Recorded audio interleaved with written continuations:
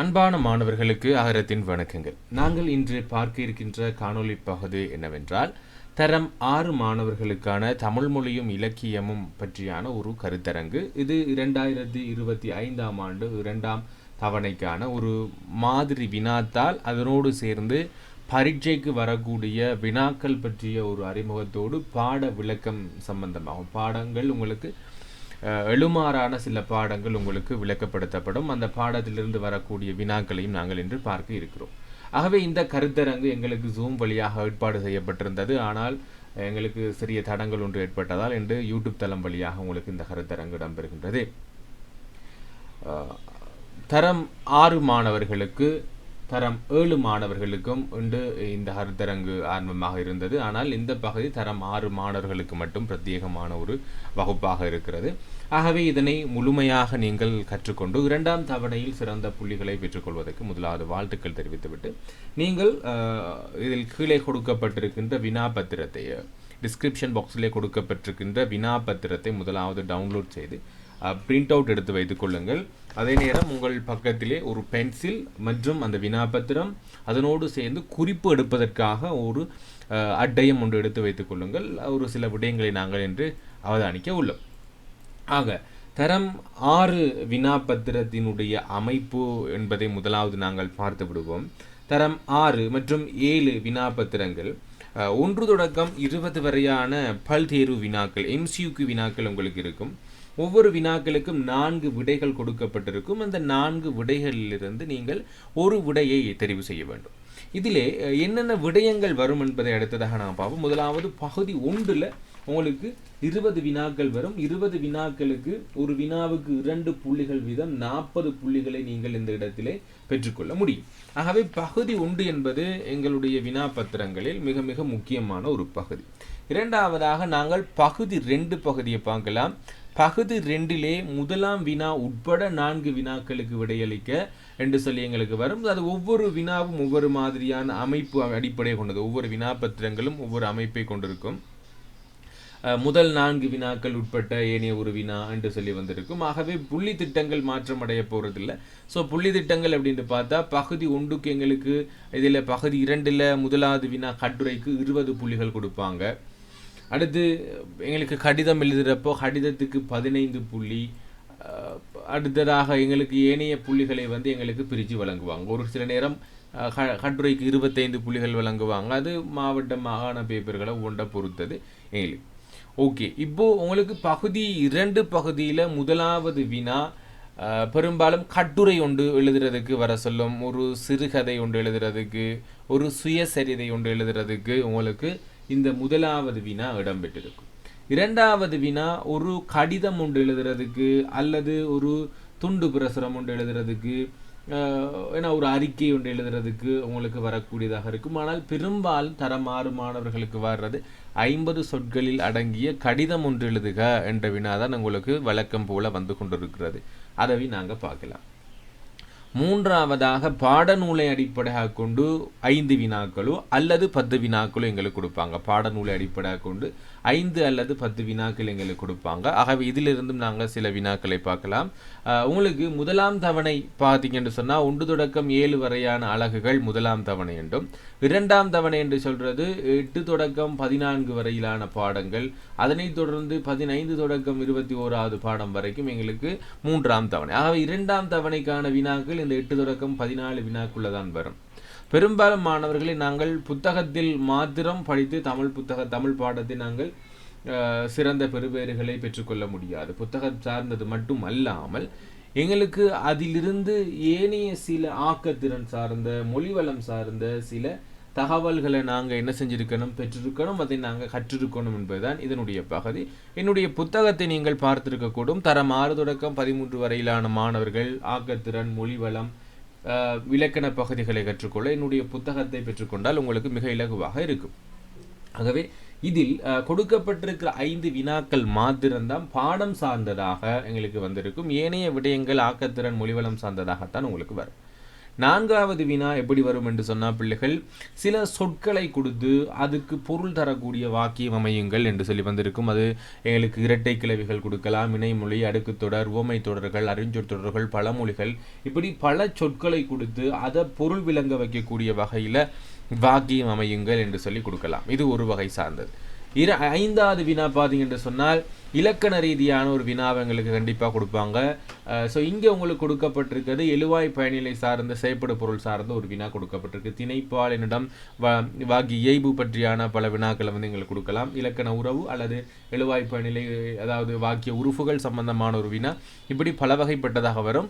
இதில் இங்கே நான் கொடுக்கப்பட்டிருக்கிறது உங்களுக்கு முதலாம் தவணைக்கு எழுவாய் பயனிலை செயற்படு பொருளை கண்டுபிடிங்க, எழுவாய் அடைமொழியை கண்டுபிடிங்க, பயனிலை அடைமொழி, செயற்படு பொருள் அடைமொழியை கண்டுபிடிங்க என்று சொல்லி கொடுக்கலாம். இவ்வாறான ஒரு அட்டவணையை கொடுத்து அந்த அட்டவணையில் நாங்கள் அதனை பூர்த்தி செய்க என்று சொல்லியும் கொடுக்கலாம். இது 5வது வினா. 6வது வினா பார்த்தீங்கன்னா பிள்ளைகள் இங்கே உங்களுக்கு புதிய ஆத்திச்சூடி, பாரதியாருடைய புதிய ஆத்திச்சூடியை கொடுத்து அதில் சில பொருள் தரக்கூடிய வகையில் உங்களுக்கு வினாக்கள் வினவலாம். இதுவும் ஒரு வினாவாக வினவுறதுக்கு வாய்ப்புகள் இருக்கிறது 2ஆம் தவணை வினாப்பத்திரத்தில். ஆகவே இது ஒரு வினா. அடுத்ததாக ஒரு ஆக்கத்திறன் அல்லது மொழிவளம் சார்ந்த ஒரு பகுதி, ஒத்த கருத்து எதிர்கருத்து நான் இங்கே கொடுத்துருக்கிறேன். இது மட்டும் இல்லாமல் இரட்டை கிளவி, இணைமொழிகள், அடுக்கு தொடர், மரபு தொடர்கள், மரபு சொற்கள், ஆனால் இது போன்ற பல விடயங்களை கூட, எதிர்ப்பாட் சொற்கள், பொது சொற்கள், பொதுப்பெயர்கள், ஓரெழுத்து, ஈரெழுத்து, மூவெழுத்து சொற்கள், மொழிகள் என்று சொல்லி உங்களுக்கு இதில் மொழிவளம் சார்ந்து 27 தலைப்புகள் என்னுடைய புத்தகத்தில் கொடுத்துருக்கிறேன். அந்த தலைப்புகளை உங்களுக்கு தெளிவாக கொடுக்கலாம். ஆகவே அதை நீங்கள் கொஞ்சம் பார்த்துக்கொள்ளணும். இதில் ஒத்த கருத்து எதிர்கருத்து சொல்லி எழுதுறதுக்கு கொடுத்துருக்குறாங்க. ஆகவே இவ்வாறாக 7 வினாக்கள் கொடுத்திருந்தாலும் பிள்ளைகள் எங்களுக்கு செய்ய வேண்டியது 5 வினாக்கள் தான். ஏன்னா அதில் கொடுத்துருக்க மாதிரி முதல் 2 வினாக்கள் உட்பட்ட சரியாக எங்களுடைய அந்த பகுதியை வாசிச்சிங்கன்னா முதல் 2 வினாவா முதல் 3 வினாக்களா என்று சரியாக வாசிச்சு கொண்டீங்கன்னா எங்களுக்கு தெரியும். ஒவ்வொன்றுக்கும் ஒவ்வொரு வகையான புள்ளிகள் ஒவ்வொரு மாவட்டத்திலையும் கொடுப்பாங்க. ஸோ மாகாண பேப்பர் பெரும்பாலாக மாறுறதுக்கு வாய்ப்புகள் இருக்காது பிள்ளைகள். ஸோ உங்களுக்கு 1ஆம் 2ஆம் தவணைகள் தான் மாறுபடலாம். மாகாண பேப்பர் பெரும்பாலும் ஒரே ஸ்ட்ரக்சரில் தான் எங்களுக்கு வரும். அதனால ஒரு பிரச்சனையும் உங்களுக்கு வராது. ஓகே, இப்போ நாங்கள் 1ஆம் தவணை பரீட்சையை தொடர்ந்து சிறந்த புள்ளிகளை பெற்றிருப்பீங்க. 2ஆம் தவணை பரீட்சையிலே நாங்கள் சிறந்த புள்ளிகளை பெற வேண்டும் என்றால் எவ்வளவு படிச்சிருக்கிறோம் அப்படிங்கிறது முக்கியம் இல்லை, நாங்கள் எவ்வளவு எக்ஸாம் பேப்பரில் கொடுத்துருக்குறோம் அப்படிங்கிறது தான் எங்களுக்கு முக்கியம். ஆக எக்ஸாம் பேப்பரில் நல்ல ஒரு புள்ளிகளை பெற்று நாங்கள் அடுத்த வகுப்புக்கு தேர்வாகணும் அப்படிங்கிறதுக்காகவும் அடுத்த தவணைக்கான விடயங்கள் ஒரு ஆர்வத்தை தூண்டணும் அப்படிங்கிறதுக்காகவும் தான் இந்த பரீட்சைகள் எல்லாமே. ஆக இதில் பெரும்பாலும் நீங்கள் பெருசாக குழப்பிக்கொள்ள வேண்டிய அவசியப்பாடுகள் இல்லை. இருந்தாலும் நாங்கள் நல்ல ஒரு மார்க்ஸ் எடுத்துக்கொள்றதுக்காக இந்த கருத்தரங்கை பார்ப்போம். இன்றைய கருத்தரங்கு முழுமையாக தர 6 தொடக்கம் 9 வரையான மாணவர்களுக்கு இலவச கருத்தரங்காகத்தான் இருந்துச்சு. இன்றைக்கி ஜூம் வழியிலான ஒரு கருத்தரங்கு போடப்பட்டிருந்தது. ஆனால் எங்களுக்கு இடையில் ஏற்பட்ட ஒரு தடங்கள் காரணமாக எங்களால் ஜூம் வகுப்பு நடத்தி கொள்ள முடியவில்லை. அதனால் முழுமையாக நாங்கள் இன்றைக்கு இதனை யூடியூப் தளம் வழியிலாக நாங்கள் கற்றுக்கொள்கிறோம். மாணவர்களே, எங்களுடைய aharamdinesh.lk வலைதளத்தின் மூலமாக நீங்கள் பல்வேறுபட்ட தகவல்களை பெற்றுக்கொள்ள முடியும். இதுவரை காலமும் aharamdinesh.lk aharamdinesh யூடியூப் தளம் மூலமாக இருந்து எங்களுடைய தளம் இன்றைக்கு ஒரு வலைத்தளமாக உருவெடுத்திருக்கிறது. முழுமையாக ஒவ்வொரு தரங்களுக்குமான தரம் 6 மாணவர்களுக்குமான முழுமையான கையேடுகளை நீங்கள் இதில் பெற்றுக்கொள்ள முடியும். ஒவ்வொரு பாட புத்தகங்களை பெற்றுக்கொள்ள முடியும். அழகு ரீதியான பாடங்கள், அதுக்கான வினாவிடை தொகுப்புகள் எல்லாம் உங்களுக்கு பெற்றுக்கொள்ள முடியும். அது மட்டும் இல்லாமல் எங்களுக்கு அகரம் தினேஷ் யூடியூப் தளம் மூலமாகவும் ஜூம் வழியின் மூலமாகவும் வகுப்புகள் நடைபெற்று வருகின்றன, தமிழ் மொழி வகுப்புகள். ஆகவே அது தொடர்பான விளக்கங்களை பெற்றுக்கொள்றதுக்கு நீங்கள் எங்களுடைய வலைத்தளத்திலே ஜூம் கிளாஸ் என்று சொல்லி இருக்குது, ஒரு கேட்டகரிஸ் கொடுத்துருக்கிறோம். அதிலே உங்களுக்கு உங்களுடைய வகுப்புகளை நீங்கள் தெரிவு செய்தால் தரம் 6 தொடக்கம் 9 வரையில் கொடுக்கப்பட்டிருக்கிறது. அதிலே தரம் 6 என்று சொல்ல வகுப்பை நீங்கள் தெரிவு செஞ்சுருந்தீங்கன்னா உங்களுக்கான பாட அட்டவணை இங்கே கொடுக்கப்பட்டிருக்கிறது. என்ன கிழமையில் என்ன நேரத்தில் நடைபெறுகின்றது என்ற சகல தகவல்களும் இங்கே கொடுக்கப்பட்டிருக்கின்றன. தரம் 6, தரம் 7, தரம் 8, தரம் 9 மாணவர்களுக்கு இங்கே கொடுக்கப்பட்டிருக்கிறது. கட்டணம் எங்களுக்கு ஜூம் வகுப்புக்கு 800 ரூபாய் தான், எங்களுக்கு 800 ரூபாய் கட்டணமாக அறவிடப்படுகின்றது, மாத கட்டணமாக. ஆகவே தேவையான மாணவர்கள் எங்களுடன் தொடர்பு கொண்டு நீங்கள் அந்த ஜூம் வகுப்பில் இணைஞ்சு கொள்ளவும் முடியும். சரி, நாங்கள் இப்பொழுது எங்களுடைய வினா பத்திரத்துக்குள்ளே செல்லுவோம். இப்போது இதுவரைக்கும் நாங்கள் பார்த்துருக்கிறோம் அந்த இரண்டாம் தவணை வினா பத்திரம் அதனுடைய அமைப்பு பார்த்துருக்கிறோம் பிள்ளை. இப்பொழுது நாங்கள் ஒவ்வொரு வினாவாக நாங்கள் பார்த்து கொண்டு செல்லலாம். முதலாவது உங்களுக்கு கேட்கப்படுகின்ற வினா, தவணை பரீட்சையில் முதலாவது உங்களுக்கு கேட்கப்படுகின்ற வினா ஒத்த கருத்து சொற்கள் எதிர்கருத்து சொற்கள் தான் கேட்பாங்க. அப்போ அதில் வையகம் போற்ற வாழ்ந்துடுவோம், வையகம் என்பதனுடைய ஒத்த சொல் என்ன அப்படின்னு கேட்குறாங்க. எங்களுக்கு நல்லாவே தெரியும், வையகம் என்று சொல்றது பிள்ளைகள் வானம், வைகரை, உலகம், சந்திரன் என்ற விடையில் சரியான விடை உலகம் என்பது எங்களுக்கு தெரியும் பிள்ளைகள். இது வரைக்கும் நீங்கள் நான் போட்டிருப்பீங்கன்னு நினைக்கிறேன்.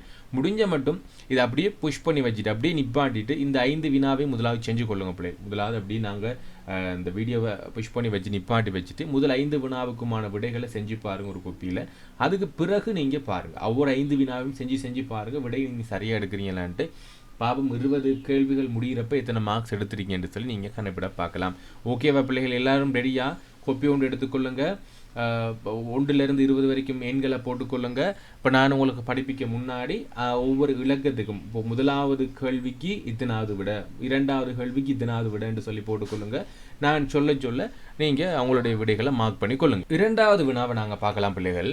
இரண்டாவது வினா, வெளிச்சாமியின் கடையிலே வெள்ளத்தை பார்த்தேன் என்று சொல்லி வினா இருக்கிறது. இதில் வெள்ளம் என்பதனுடைய பொருள் என்னன்னு கேட்குறாங்க. வெள்ளம் என்பது சீனி, நீர், பொருள், வெண்மை. ஆகவே இதில் எங்களுக்கு தெரியும் வெள்ளம் என்று சொல்கிறது சீனி என்று சொல்லக்கூடிய பொருளை தரக்கூடியது. வெள்ளம் என்று சொல்கிறது எங்களுக்கு சீனி என்ற பொருளை தரக்கூடியது எங்களுக்கு தெரியும். சரியான விடை நீங்கள் போட்டிருந்தீங்க அப்படின்னா சரி போட்டுக்கொள்ளுங்க.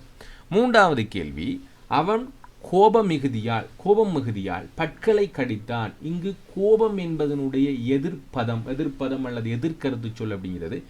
கோபம் அப்படிங்கிறதுக்கான எதிர்ப்பதம் எங்களுக்கு நல்லாவே தெரியும். சீற்றம், சாந்தம், சினம், அன்பு அப்படிங்கிற வினாவில் சாந்தம் என்பதுதான் எங்களுக்கு சரியான பதில் பிள்ளைகள்.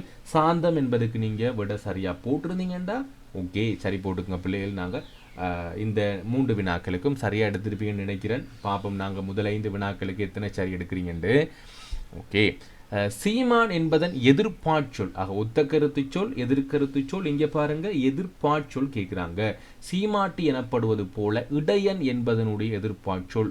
இடையால், இடை, இடையச்சி, இடைச்சி. ஓகே, சொல்லுங்க பிள்ளைகள், எது சரி? இதில் 2 விடைகள் சரி மாதிரி இருக்கும். இடையச்சியா, இடைச்சியா. இடையால் என்பது வராது, இடை என்பது வராது. ஸோ இது 2 வந்து சரியான விடை பார்த்தீங்கன்னா இடைச்சி தான். இடையச்சி என்பது இல்லை, இடைச்சி என்பது தான் சரியான பதில். ஓகே, அடுத்தது நாங்கள் பார்ப்போம். 5வது வினா, நண்டின் ஆண் அளவன் என்பது போல குதிரையின் ஆண் என்பது கேட்குறாங்க. மரபு சொற்கள் பிள்ளைகள். மரபு சொற்கள் மற்றும் மரபு தொடர்கள் என்று 2 விடயங்கள் இருக்குது. மரபு சொற்கள் பார்த்தீங்கன்னா இலை பற்றிய மரபு சொல், கூட்டத்தை குறிக்கும் மரபு சொல், ஏன்னா பிஞ்சு பற்றிய மரபு சொல், ஆண் பெண் மரபு சொற்கள் என்று மரபு சொற்கள் இருக்கும். மரபு தொடர்கள் என்று சொல்றது கால் பற்றிய மரபு தொடர், கை பற்றிய மரபு தொடர். ஏன்னா சொற்களினுடைய தொடர்களாக இருந்தால் அது தொடர், ஒரு சொல்லாமட்டு இருந்தால் அது சொல் என்று சொல்லுவோம். ஆக 2 வேறு. இங்கே கேட்கப்பட்டிருக்கிறது குதிரையினுடைய ஆண் பெடை, கடா, குண்டு, களை. ஆகவே சரியானது குதிரை என்ற ஆண் வந்து குண்டுதான். கொஞ்சம் பாடமாக்கி கொள்ளணும், இதில் ஞாபகம் இல்லை என்று சொன்னோம். ஆக பெடை என்று சொல்றது பிள்ளைகள் நண்டினுடைய பெண்ணை நாங்கள் ஏன்னா பெடை என்று சொல்லுவோம். கடா என்று சொல்றது ஆடு, ஆடினுடைய ஆண் தான் கடா.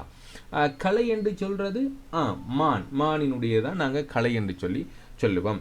ஓகே, இது 5வது வினா. இப்போ பாருங்க 5 வினாக்களுக்கு எவ்வளவு சரி எடுத்திருக்கீங்க என்று சொல்லி. 5க்கு 5 சரி எடுத்திருந்தா குட். நாங்கள் குறைவாக எடுத்திருந்தாலும் பரவாயில்ல, நாங்கள் பார்ப்போம் என்னென்ன பகுதிகள் எப்படி படிக்கிறோம் என்று சொல்லி பார்த்துக்கொள்ளும். அடுத்து 6 தொடக்கம் 9 வரையான வினாக்களை செஞ்சு கொள்ளுங்க பிள்ளைகள். வீடியோவை புஷ் பண்ணிவிட்டு இப்போ செஞ்சு கொள்ளுங்க. நாங்கள் அடுத்தது பார்க்கலாம். செஞ்சிருப்பீங்க என்று நினைக்கிறேன். 9வது வரைக்கும் செஞ்சிருப்பீங்க என்று நினைக்கிறேன். அப்போ இங்கே பார்ப்போம். புதிய ஆத்திச்சூடி பாடியவர் யார் என்று கேட்குறாங்க. எங்களுக்கு நல்லாவே தெரியும் ஆத்திச்சூடியை பாடியவர் ஔவையார். புதிய ஆத்திச்சூடியை பாடியவங்க வந்து பாரதியார் என்று சொல்லி எங்களுக்கு தெரியும். ஆகவே பாரதியார் தான் புதிய ஆத்திச்சூடியை பாடினவர். பாரதிதாசன், அளவலியப்பா இல்லை. 7வது வினா. இதை கொஞ்சம் நான் விளங்கப்படுத்துகிறேன் பிள்ளைகள், முக்கியமான ஒரு பகுதி. இப்போ இதெல்லாம் நாங்கள் விளங்கப்படுத்தி கொண்டு போகலாம். படற்கை, ஒருமை, உயர்திணை, ஆண்பால் சொல்லுக்கு உதாரணம் கேட்குறாங்க. ஆகவே இதை நாங்கள் இலக்கண உறவுகள் அடிப்படையில் பார்ப்போம். அதாவது வாக்கியத்தின் இலக்கண உறவு என்று சொல்லி நாங்கள் சொல்லுவோம்.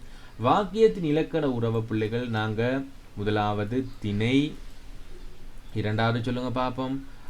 2வது பால், 3வது குட் எண், 4வது இடம், ஐந்தாவது காலம்.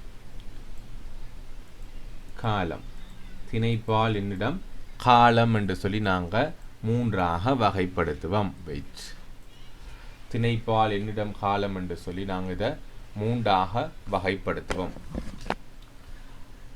இப்போ பார்த்துக்கொள்ளுங்க, எங்களுக்கு இதை சொல்றது வாக்கியத்தினுடைய இலக்கண உறவு என்று சொல்லி. எப்படி வாக்கியத்தினுடைய இலக்கண உறவு இருக்கும் என்று சொன்னா பிள்ளைகள், இப்போ நான் ஒரு வினா உங்களுக்கு டைப் பண்றேன். அம்மா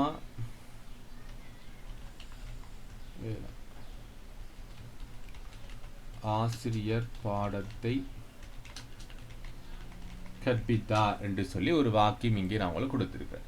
இந்த ஆசிரியர் பாடத்தை கற்பித்தார் என்ற வாக்கியத்தில் இருக்கக்கூடிய இலக்கண உறவை பார்க்க போறோம். ஆசிரியர் என்பதும் எங்களுக்கு பார்த்தீங்கன்னா ஒரு உயர்திணை சொல், கற்பித்தார் என்று சொல்றதும் ஒரு உயர்திணை சொல்.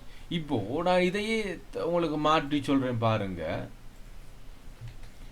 ஆசிரியர் பாடத்தை கற்பித்தன, இது சரியா பிள்ளைகள்? ஆசிரியர் பாடத்தை கற்பித்தன என்பது எங்களுக்கு சரியா தவறா? எங்களுக்கு என்னது, இந்த கற்பித்தன என்று சொல்றது எங்களுக்கு தவறு. இதுக்கான காரணம், இங்க இருக்கக்கூடிய இந்த எழுவாய்க்கும் இங்க இருக்கக்கூடிய இந்த பயனிலைக்கும் என்ன இல்லை அப்படின்றால் இலக்கண உறவு இல்லை. அந்த இலக்கண உறவுகள் எத்தனைன்னா பிள்ளைகள், திணை, பால், எண், இடம், காலம், இந்த 5ஐயும் தான் நாங்கள் சொல்லுவோம் இலக்கண உறவு.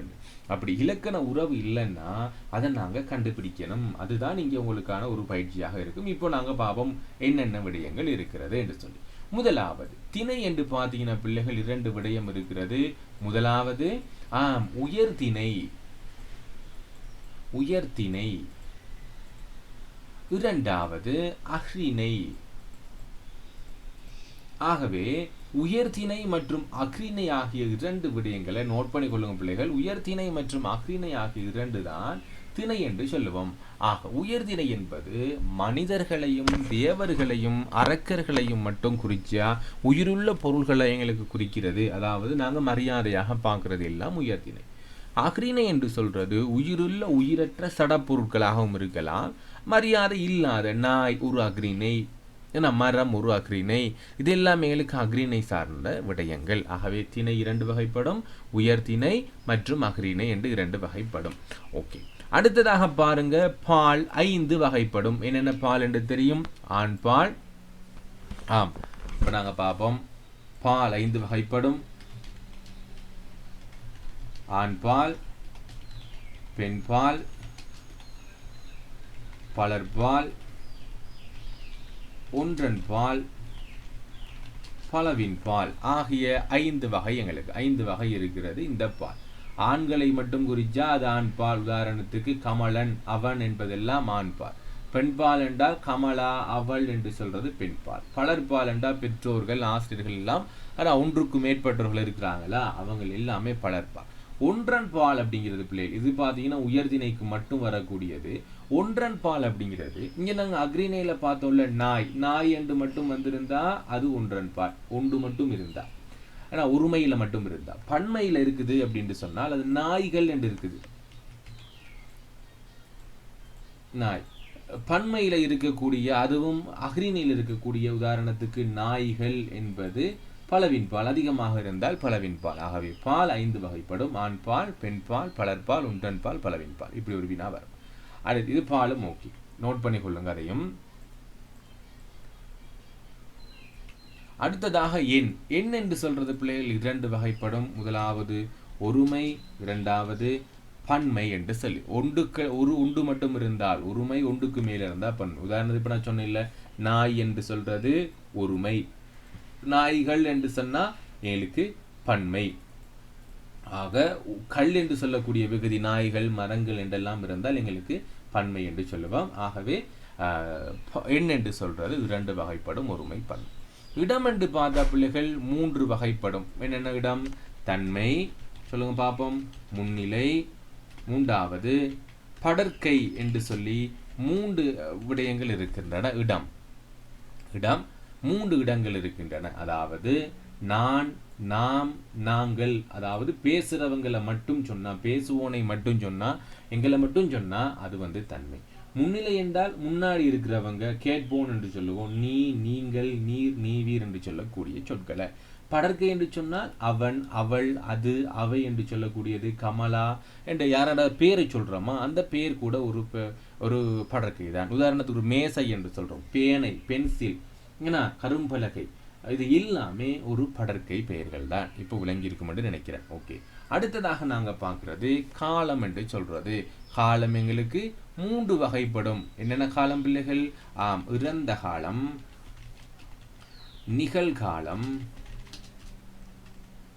நிகழ்காலம், அடுத்து எதிர்காலம்.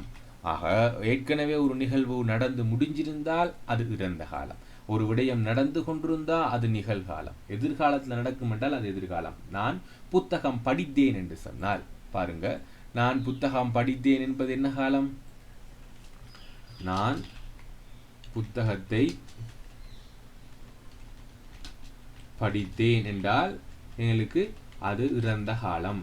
நான் படிக்கிறேன் என்றால் படிக்கிறேன் நிகழ்காலம். படிப்பேன் என்றால் படிப்பேன் என்று சொன்னால் அது எதிர்காலம். ஆகவே நான் புத்தகத்தை படித்தேன் இறந்த காலம், படிக்கின்றேன் என்றால் அது நிகழ்காலம், படிப்பேன் என்று சொன்னால் அது எதிர்காலம் ஆகிய 3 காலங்களை உணர்த்தணும். இவ்வாறாக ஒரு வாக்கியமானது திணை, பால், எண், இடம், காலம் என்ற அடிப்படையில் இலக்கண உறவுகளை பேணி வருது என்று சொன்னால் அதை நாங்கள் இதுக்குள்ள வகைப்படுத்துவோம், திணைக்குள்ள. இப்போ பாருங்க, ஆசிரியர் பாடத்தை கற்பித்தார் என்பது எங்களுக்கு இங்க ஆசிரியர் என்பது முயற்திணை, இங்க கற்பித்தார் என்பது முயற்திணையா இருக்கு. இப்போ நாங்கள் இதுக்குள்ள வருவோம். இதுல படற்கையில வரக்கூடிய ஒருமையா இருக்கணும், உயர்திணையா இருக்கணும், அதுவும் ஆண்பால் சொல்லா இருக்கணும். படற்கை சொல்ல இருக்கணும், அதுலயும் என்னவா இருக்கணும், அது ஒரு ஒருமையா இருக்கணும், உயர்திணையா இருக்கணும், ஆண்பாலா இருக்கணும் என்றால் அவன் என்பது மட்டும்தான் சரி. நீங்கள் என்பது முன்னிலை பன்மை, ஏன்னா முன்னிலை இருக்கிறவங்க பன்மையா இருக்கக்கூடிய உயர்திணையை படற்கையை சொல்லுவோம் நாங்கள். இரண்டாவது நீ என்பது முன்னிலை ஒருமை உயர்திணை என்று சொல்லுவோம். நீ என்பது அது பொதுப்பால், நீ, நீங்கள் என்பது பொதுப்பால், அது எங்களுக்கு பொதுவாக, ஏன்னா இருதிணை இருபாட் பொதுப்பெயர் என்று சொல்லுவோம். இருதிணை இருபாட் பொதுப்பெயர் என்று சொல்லுவோம். 2 திணைக்கும் பொதுவானது. நான், நீ, நீங்கள், நாங்கள் அப்படிங்கிறது 4 சொல்லும் பிள்ளைகள் பார்த்தீங்கன்னா இருதிணைக்கும் வரும், உயர்திணைக்கும் வரும், அக்ரிணைக்கும் வரும். ஆக இது நீ என்ற சொல் முன்னிலை ஒருமையாக வந்திருக்கிறது. அவர்கள் என்று சொல்ற சொல் பிள்ளைகள் எங்களுக்கு படற்கை பன்மையாக வரக்கூடிய ஒரு சொல்லாக இருக்கிறது. அடுத்த வினாவை பார்க்கலாம் பிள்ளைகள். 8வது வினா, அறம் செய்ய விரும்பு என்றார் ஔவையார், ஔவை பிராட்டியார். மேலுள்ள வாக்கியத்தில் கையாளப்பட்டுள்ள நிறுத்தக்குறி என்னன்னு கேட்குறாங்க. ஆகவே இங்கே பார்த்தீங்க என்று சொன்ன பிள்ளைகள் உங்களுக்கு விளங்கக்கூடியதாக இருக்கிறது. மேற்கோட்குறி உங்களுக்கு பயன்படுத்தப்பட்டிருக்கிறது. எங்களுக்கு நிறுத்தக்குறிகள் தெரியும், வினாக்குறி, வியப்புக்குறி, மேற்கோட்குறி, காட்புள்ளி, முற்றுப்புள்ளி எல்லாம் எங்களுக்கு நிறுத்தக்குள்ள நீங்கள் படிச்சிருப்பீங்க பிள்ளைகள். இங்கே பயன்படுத்த கொடுக்கப்பட்டிருக்கிறது மேற்கோட்குறிகள். அடுத்ததாக நாங்கள் பார்க்கக்கூடியது வல்லின எழுத்துக்கள் என்று சொல்லக்கூடிய என்ன வல்லின எழுத்துக்கள் மாத்திரம் இருக்கிற ஒரு தொகுதி என்ன என்று கேட்குறாங்க பிள்ளைகள். நாங்கள் மெய்யெழுத்துக்களுடைய வகைகளை சுருக்கமாக நாங்கள் பார்த்துக்கொள்வோம். மெய்யெழுத்துக்களுடைய வகைகளை நாங்கள் சுருக்கமாக பார்த்துக்கொள்வோம். ஆக மெய்யெழுத்துக்களை நாங்கள் 3 வகைப்படுத்துவோம். மெய்யெழுத்துக்களை 3.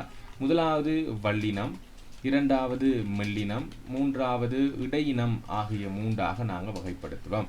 வல்லினம் என்று சொல்றது பிள்ளைகள் க, ச, ட, த, ப, ர என்று சொல்றது. முற்றுப்புள்ளி வச்சமா வடிவம் வரணும் பிள்ளைகள். இக்கு, இச்சு, இட்டு, இத்து, இப்பு, இட்டு என்றும் வரலாம். எங்களுக்கு கசட தப்பர் என்று ஞாபகம் வச்சுக்கொண்டா உங்களுக்கு ஈஸியா இருக்கும். கசட தப்பர். மெல்லின எழுத்துக்கள் ங, ஞ, ந, ந,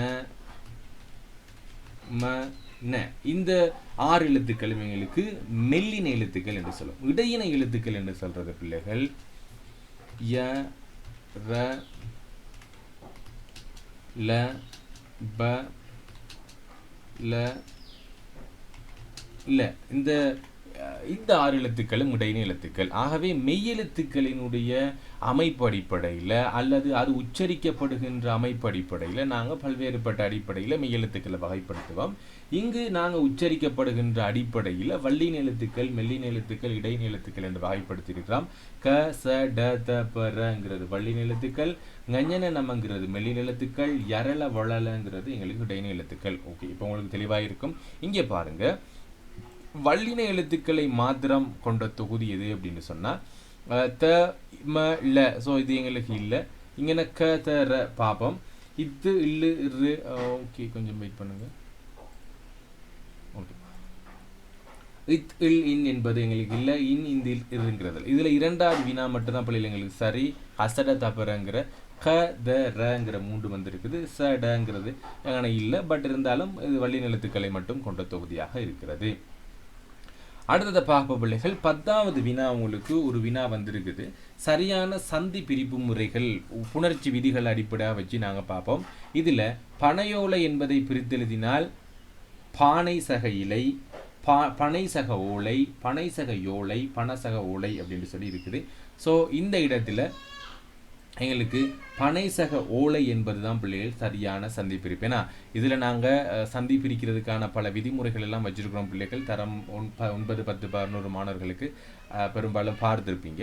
பட் இதில் தரம் 6 மாணவர்களுக்கு நான் நொறுக்க சொல்கிறேன். இந்த யகர வரிசை எழுத்துக்களோ, அதாவது யானா வரிசை எழுத்துக்களோ, வகர வரிசை எழுத்துக்களோ, ஒரு 2 சொல், உதாரணத்துக்கு முதலாவது சொல், இரண்டாவது சொல், இதை நாங்கள் நிலைமொழி வருமொழி என்று சொல்லுவோம். இதில் இந்த வருமொழி எழுத்துக்கள் இந்த யகர வரிசை சொல் எழுத்துக்கள் வந்துச்சு அப்படின்னா, உதாரணத்துக்கு ஏ வந்தா நேரடியாக ஆனா வரும், யாவண்ணா வந்தா நேரடியாக ஆவண்ணா வரும். இங்கே வந்து எங்களுக்கு யோ என்று சொல்லக்கூடிய எழுத்து வந்திருக்கிறது. ஆகவே எங்களுக்கு நேரடியாக வரக்கூடியது ஓ என்று சொல்லக்கூடிய எழுத்தாக. அதனால தான் நீங்கள் பனை சக ஓலை என்று சொல்லி எங்களுக்கு வந்திருக்கிறது. தெளிவாக விளங்கியிருக்கும்னு நினைக்கிறேன். மறுக பார்த்து கொள்ளுங்கள். 10 வினாக்கள் பார்த்துருக்கிறோம். 10 வினாக்களை நீங்கள் செஞ்சுருப்பீங்க. அடுத்து 11 15 வரையான வினாக்களை நீங்கள் செஞ்சு கொள்ளுங்க பிள்ளைகள். இப்போ நாங்கள் அடுத்த 15 வினாக்களுக்குமான விடைகளையும் அதற்கான விடயங்களையும் பார்ப்போம். ஓகே, மாணவர்கள் அனைவரும் 11 தொடக்கம் 15 வரையான வினாக்களை செஞ்சிருப்பீங்க என்று நினைக்கிறேன். இப்போ நாங்கள் பார்ப்போம். 11வது புத்திமான் பலவான் என்று சொல்லக்கூடிய பழமொழியினுடைய கருத்தை கேட்குறாங்க. புத்திமான் பலவான் என்று சொல்லக்கூடிய பழமொழி. ஆக ஒவ்வொரு வருடமும் எங்களுக்கு என்ன வந்து கொண்டிருக்கிறது, பழமொழிகள் வந்து கொண்டிருக்கிறது. அதுக்கான பொருள்களை நான் கண்டுபிடிக்கணும். ஆகவே இங்கும் ஒரு பழமொழி புத்திமான் பலவான் அப்படிங்கிறது வந்து என்னென்னா, பணத்தின் மதிப்பா, விருப்பமே வெற்றியா, முயற்சியே வெற்றியா, புத்தியே பலமான்னு பார்த்தா சரியான விடை புத்தியே பலம் என்பதுதான் சரியானது. இந்த புத்தியே பலம் என்பதுக்கு நீங்கள் கோடு போட்டிருந்தீங்கன்னா ஓகே, இது வந்து சரியானது. அடுத்து சரி பிள்ளைகள், நாங்கள் அடுத்த வினாவை பார்ப்போம். இந்த வினாவில் உங்களுக்கு 2 மாற்றங்கள் செய்யணும். இதில் யானை, தேர், பரி, காலம் அப்படின்னு இருக்கு பிள்ளைகள். இதில் கால் என்று சொல்லி மாற்றிக்கொள்ளுங்க. இந்த 12வது வினா பார்த்தீங்கன்னா பிள்ளைகள் தொகை சொற்கள் என்று சொல்லக்கூடிய பகுதியிலிருந்து வந்திருக்கு. தொகை சொற்கள் என்று சொல்லக்கூடிய பகுதி. அதில் நாங்கள் 1, 2, 3, 4, 5 என்று சொல்லி 10 வரைக்குமான எண்கள் குறிப்பிட்டு 1 2 6, 2 2 6, ஏன்னா மூவகை நிலம், மூவகை அறம் என்று சொல்லிலாம் நாங்கள் பார்ப்போம். நானிலம், நாட்பயன், நாள் என்று பார்க்குறதில்ல. இதில் நாட்படை என்று வந்திருக்கணும் பிள்ளைகள். இந்த இடத்துல நாட்படை என்று சொல்லி எங்களுக்கு வந்திருக்கணும். இங்கே நாட்பயன் என்று 2 முறை வந்திருக்கிற பிள்ளைகள். அதை தவிர அதை மாற்றிக்கொள்ளுங்க. இங்கே கால் அப்படிங்கிறது மாறி இருக்குது. யானை, தேர், பரி, கால். பரி அண்டா குதிரை. ஆக யானைப்படை, தேர்ப்படை, குதிரைப்படை, காலாட்படை என்று சொல்கிறது 4வது விடையை எழுதி கொண்டு போட்டுக்கொள்ளுங்க. நாட்படை என்ற வினாவை போட்டுக்கொள்ளுங்க. அடுத்து நாட்பயன் என்று சொல்கிறது சரியை, கிரியை, யோகம், ஞானம் ஆகிய 4ஐயும் நாட்பயன் என்று சொல்லியும், 4 உபாயம் என்று சொல்கிறது சாம, பேத, தான, தண்டம் என்று சொல்கிற 4 பயன்களையும், நானிலம் அப்படிங்கிறது குறிஞ்சி, முல்லை, மருதம், நெய்தல், பாலை ஆகிய 4 நிலங்களையும் குறிப்பதாக இருக்கிறது. ஆகவே இங்கே கொடுக்கப்பட்டிருப்பதில் 4வது நாட்படை என்பதுதான் எங்களுக்கு சரியான பதில். அடுத்த வினாவை பார்க்கலாம்.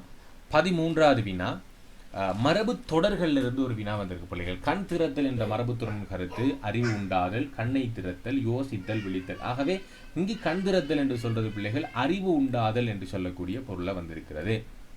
14வது பாப்பம், திருவள்ளுவர் திருக்குறளை இயற்றினார் என்ற வாக்கியத்தில் செய்யப்படும் பொருளை கண்டுபிடிங்க என்று சொல்லி வந்திருக்கு. ஓகே, இப்போ ஒரு வாக்கியத்தில் பிள்ளைகள் எழுவாய் பயனிலை செய்யப்படும் பொருளை கண்டுபிடிக்கிறதுக்கு நான் மிக வேகமாக உங்களுக்கு சொல்லித்தரேன், பார்த்துக்கொள்ளுங்க.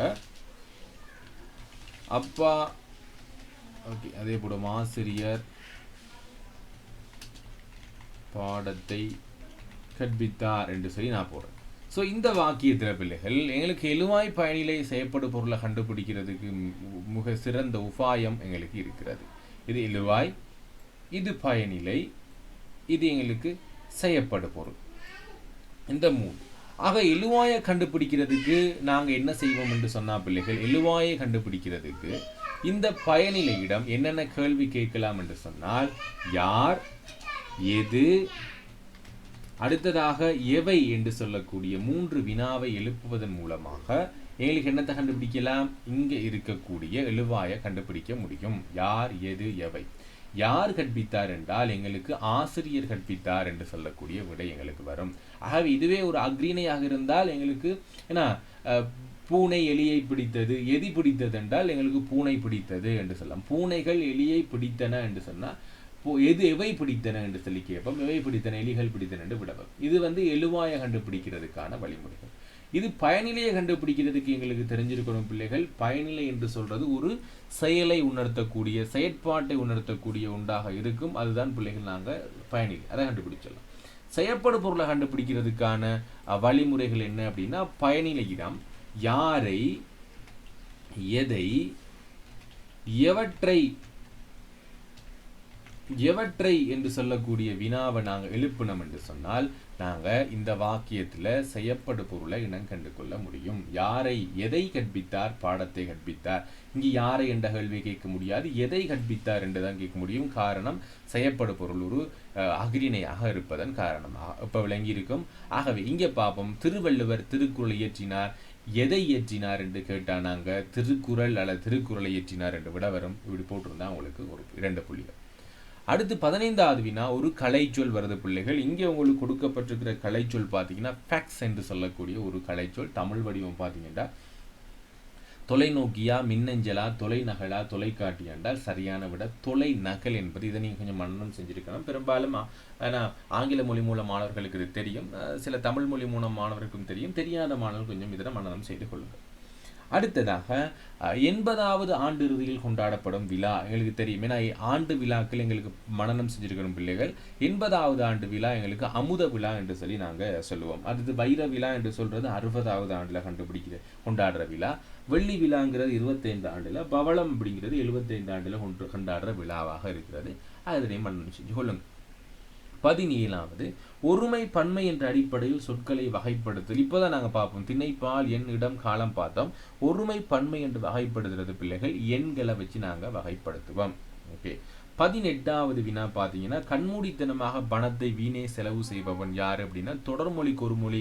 அதில் யார் என்று சொன்ன பிள்ளைகள் ஊதாரி என்று சொல்றவர் தான் கண்மூடித்தனமாக பணத்தை செலவு செய்யறது. உலோபிங்கிறது கஞ்சன் என்று சொல்றது, பணத்தை செலவே செய்ய மாட்டாதவர் கஞ்சன், அதிகமாக செலவு செய்கிறவர் ஊதாரி. சீமான் என்று சொல்றது பிள்ளைகள் செல்வந்தர்களை சீமான் என்று சொல்லுவாங்க, பணக்காரர் என்று சொல்லக்கூடியதுக்கான இன்னும் ஒரு பெயர் சீமான் என்று சொல்றது. 19வது வினா உவமை தொடர்கள். பின்வருவனவற்றில் உவமை தொடர்கள் என்று கேட்குறாங்க பிள்ளைகள். ஸோ எங்களுக்கு தொடர்கள் என்று சொல்றது 5 வகைப்படும். முதலாவது இணைமொழி, இரட்டை கிளவி, அடுக்கு தொடர், அடுக்கடுக்கு தொடர், உவமை தொடர் அப்படிங்கிற 5 பகுதிகளை நாங்கள் தொடர்கள் என்று சொல்லுவோம். இங்கு கொடுக்கப்பட்டிருக்கிற சொற்களில் உவமை தொடர் எது என்று சொல்லி கேட்குறாங்க. முதலாவது அங்கும் இங்கும், இலைமறை காய்போல், வனமதி, கண்ணங்கரிய. இதில் பார்த்தீங்கன்னா இலைமறை காய்போல் அப்படிங்கிறது தான் உவமை தொடர். ஏன்னா ஒன்று போல இருக்கக்கூடிய மற்றொன்று. அங்கும் இங்கும் அப்படிங்கிறது பிள்ளைகள் எங்களுக்கு இணை மொழி என்று சொல்லுவோம். வனமதி அப்படிங்கிறது ஒரு சாதாரண தொடர் மட்டும்தான், வேற ஒன்றும் இல்லை. கண்ணங்கரிய அப்படிங்கிறது அடுக்கடுக்கு தொடர். கரிய கரிய கண்ணங்கரியங்கிறது அடுக்கடுக்கு தொடர். ஆகவே உவமை தொடர் இதுதான். இறுதியாக இறுதி வினாவை பார்க்கும் பிள்ளைகள் ஒரு பந்தி கொடுத்துட்டு ஒரு வாக்கியங்கள் கொடுத்துட்டு அதை ஒழுங்குமுறை அடிப்படையில் கேட்பாங்க. பின்வரும் வாக்கியங்களை ஒழுங்குபடுத்துதல் என்று சொல்லி. அரண்மனையில் ஆராய்ச்சி மணியின் குரல் நடுங்கியது. நம் செங்கோலும் வெண்கொட்டற்குடையும் நிலத்தில் வீழ்ந்தன. அடியால் என்று விடியற்காலையில் சில தீக்கனவுகள் கண்டேன். அது முதல் என் உள்ளம் நடுங்குகிறது. இந்த 4 வாக்கியங்களை ஒழுங்குபடுத்தணும் என்று சொன்னால் எங்களுக்கு வரக்கூடிய சரியான விடையை நாங்கள் இதில் கண்டுபிடிக்கணும்.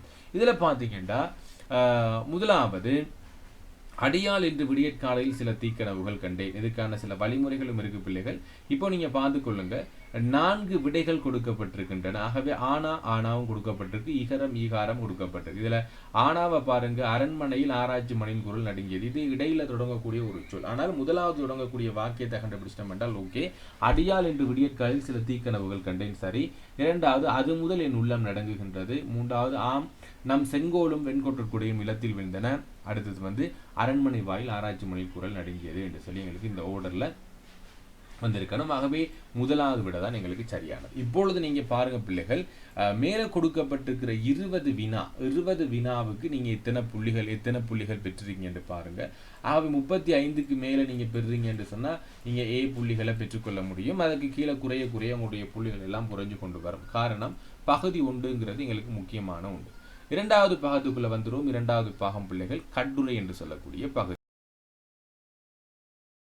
வணக்கம் மாணவர்களே, இங்கே காட்டப்படுவது அகரம் தினேஷ் டோட்டெல்கே ஊடாக தரம் 6 தொடக்கம் 13 வரையிலான மாணவர்களுக்கான பாடம் தொடர்பான கையேடுகளை பெற்றுக்கொள்வது எப்படி, எங்களுடைய ஜூம் வகுப்பிலே இணைந்து கொள்வது எப்படி தொடர்பான ஒரு காணொலியாக அமைந்திருக்கிறது. இங்கே உங்களுக்கு தரம் 6 தொடக்கம் 13 வரையிலான மாணவர்களுக்கான வகுப்பு ரீதியாக கையேடுகள் கொடுக்கப்பட்டிருக்கின்றன. உங்களுடைய வகுப்பை நீங்கள் தெரிவு செய்கின்ற பொழுது, உதாரணத்துக்கு தரம் 10 என்றதை கிளிக் செய்கின்ற பொழுது உங்களுக்கான கையேடுகள் இங்கே கொடுக்கப்பட்டிருக்கின்றன. கையடக்க தொலைபேசியிலும் இங்கே வலது பக்க மேல் மூலையில் காணப்படுகின்ற 3 புள்ளிகளை நீங்கள் சொடுக்குகின்ற பொழுது நீங்கள் இதே போல ஒவ்வொரு பாடப்பகுதிக்குமான கையேடுகளை பெற்றுக்கொள்ள முடியும். தரம் 10, 11 என்று சொல்லி ஒவ்வொரு வகுப்புகளை நீங்கள் தெரிவு செய்கின்ற பொழுது ஒவ்வொரு வகுப்புகளுக்குமான கையேடுகளை நீங்கள் இதில் பெற்றுக்கொள்ள முடியும்.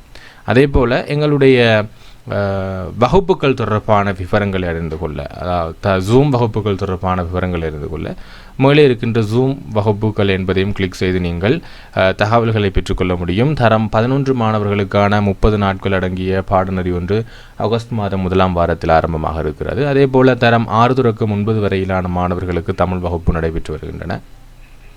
தரம் 11 மாணவர்களுக்கு, தரம் 10 மாணவர்களுக்கு என்று ஜூம் வகுப்புகள் நடைபெற்று வருகின்றன. ஆகவே நீங்கள் அந்த வகுப்பை நீங்கள் கிளிக் செய்து பார்க்கின்ற பொழுது உங்களுக்கான தகவல்கள் பின்வருமாறு கொடுக்கப்பட்டிருக்கும். ஒவ்வொரு வகுப்புகளுக்குமான தகவல்கள், அதற்கான நேர அட்டவணை, இந்தந்த தினத்தில் நடக்கும், அதற்கான கட்டண விவரங்கள் எவ்வளவு என்பது பற்றியான முழு விவரங்களையும் நீங்கள் பார்த்து கொள்ள முடியும். அது மட்டும் இல்லாது ஹோம் பட்டனை கிளிக் செய்கின்ற பொழுது நீங்கள் மீண்டும் பல்வேறுபட்ட தகவல்களை நீங்கள் இங்கே காணக்கூடியதாக இருக்கிறது. ஆகவே தேவையான மாணவர்கள் மேலதிக விவரங்கள் தெரிந்து கொள்ள எங்களுடன் தொடர்பு கொள்வதற்காக எங்களுடைய வலைத்தளத்திலிருந்தே நீங்கள் வாட்ஸ்அப் என்பதை கிளிக் செய்கின்ற பொழுது நேரடியாக எங்களுடன் தொடர்பு கொள்ளக்கூடியதாக இருக்கும். அதற்கான வழிவகைகளும் எங்களுடைய இந்த வலைப்பக்கத்திலே இருக்கின்றன. மேலதிக தகவல்களுக்கு எங்களுடன் தொடர்பு கொள்ளுங்கள். இங்கே கொடுக்கப்பட்டிருக்கிற தலைப்புகள்: புத்தக வாசிப்பினுடைய பயன்கள் என்ன, இயற்கையினுடைய பெருமை, நீரின் முக்கியத்துவம், கல்வியே செல்வம் ஆகிய தலைப்புகளில் இங்கே உங்களுக்கு பல தலைப்புகள் கொடுக்கப்பட்டிருக்கின்றன கட்டுரைகள் எழுதுவதற்கு. ஆகவே இந்த தலைப்புகளை வைத்துக்கொண்டு நாங்கள் எவ்வாறு எழுதலாம் என்பதை பார்க்கலாம். ஒரு கட்டுரை ஒன்று எழுதுறதுக்கு முன்பு நாங்கள் பேணப்பட வேண்டிய விடயங்கள், ஒழுங்கமைய வாக்கியங்களை அமைத்துக் கொள்கிறீர்களா என்பதை பார்க்க வேண்டியிருக்கு. ஒழுங்கமைந்த வாக்கியங்களை நாங்கள் சரிவர அமைத்து கொண்டு அந்த வாக்கியங்கள் ஊடாக பந்திகளை சரியாக நாங்கள் அமைத்து கொண்டால்தான் எங்களுக்கு ஒரு கட்டுரை ஒன்றை எவ்வாறு எழுதுவது என்பது தொடர்பான முழுமையான விவரம் எங்களுக்கு தெரியும். கட்டுரை ஒன்றை அமைப்பதற்கு முதலாவது எங்களுக்கு தேவையான விடயம் ஒரு பந்தியை அமைத்துக் கொள்கிற விடயம். ஆக நாங்கள் ஒரு பந்தியை சரிவர அமைத்து கொள்வது எப்படி என்று பார்ப்போம். பந்தி என்று சொல்றது பிள்ளைகள், ஒரு பந்தியில் ஒரு அழகு வாக்கியமும் பல துணை வாக்கியங்களையும் கொண்டிருக்கக்கூடிய ஒரு அமைப்பை தான் நாங்கள் பந்தி என்று சொல்லுவோம். முதலாவது ஒரு அழகு வாக்கியம், அதாவது முதன்மை வாக்கியமும் பல துணை வாக்கியங்களையும் கொண்டிருக்கக்கூடிய ஒன்றுதான் பந்தி. ஆக ஒரு பந்தியில் ஒரு விடயம் மட்டும்தான் எங்களுக்கு பேசப்பட்டிருக்கணும். நீங்கள் 3 பந்திகள் பேசுறீங்க என்று சொன்னால் எங்களுக்கு 3 விடயங்கள் மட்டும்தான் நாங்கள் சொல்லியிருக்கணும்.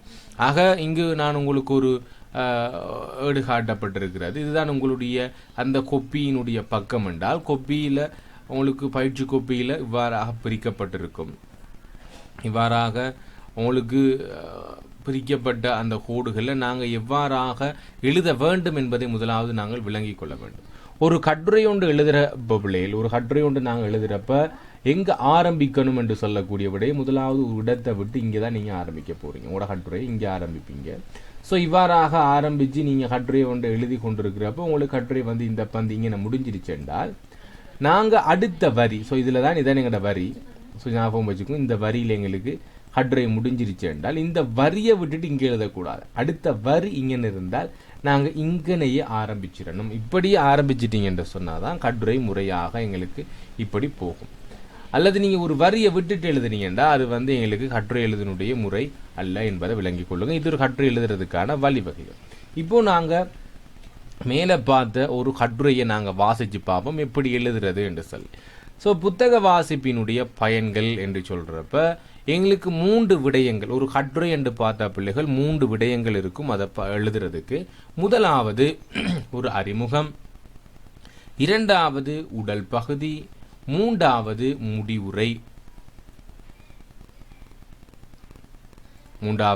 முடிவுரை ஆகிய 3 பகுதிகளை உள்ளடக்கியதாகத்தான் கட்டுரை இருக்கணும். அதாவது முதலாவது நாங்கள் எழுதுகிற கட்டுரைக்கான அறிமுகம் ஒன்றை கொடுத்துருக்கணும். நாங்கள் என்ன எழுத போகிறோமோ அதை ஒரு அறிமுகமாக கொடுக்கணும்.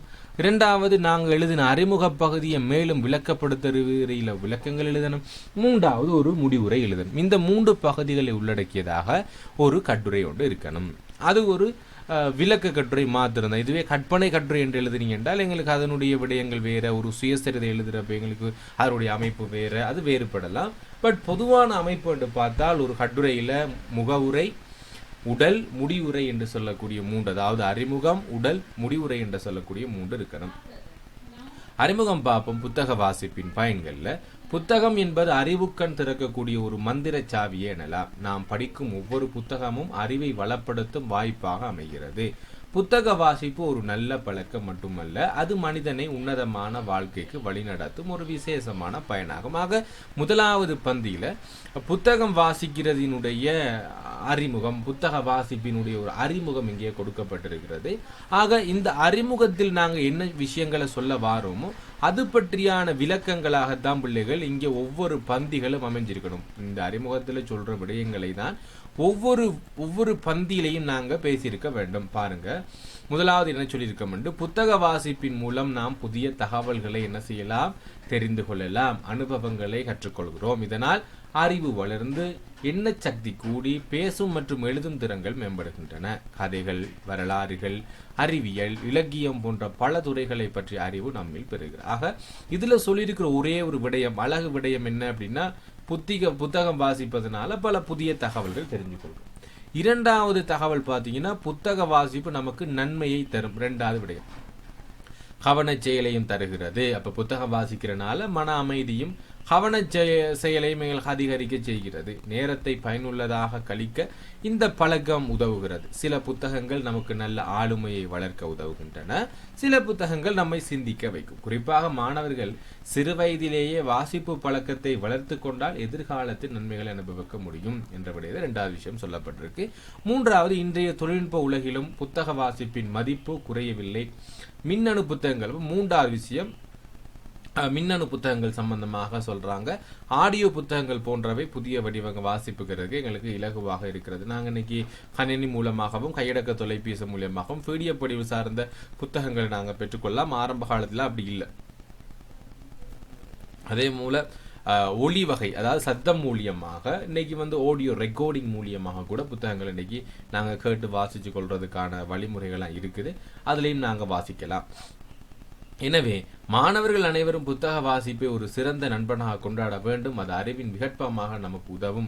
புத்தகம் நம்மை வழிநடத்தும் நல்ல தோழன். வாசிப்போம், வளர்ப்போம் என்று சொல்லி நாங்கள் முடிவுரை எழுதியிருக்கிறோம். ஆகவே இது ஒரு முழுமையான கட்டுரை பிள்ளைகள். வாசிப்பதனால ஏற்படக்கூடிய பயன்கள் உங்களுக்கு 150 சொற்கள் தான் இதில் இருக்கிறது. இந்த அளவுக்கு நீங்கள் எழுதிருந்தீங்கன்னா உங்களுடைய கட்டுரை சரியானது.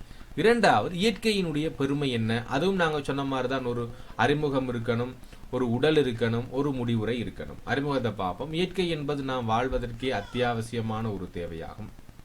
மலை, சூரியன், நிலா, மலர்கள், மலைகள், ஆறுகள், மரங்கள், ஆறுகள் எல்லாம் கடல்கள் என அனைத்தும் இயற்கையின் பொக்கிசங்கள். இந்த உலகத்தின் மனிதன், விலங்குகள், பறவைகள், தாவரங்கள் என அனைத்தும் இயற்கையினுடைய ஒரு அங்கமாக இருக்கின்றன.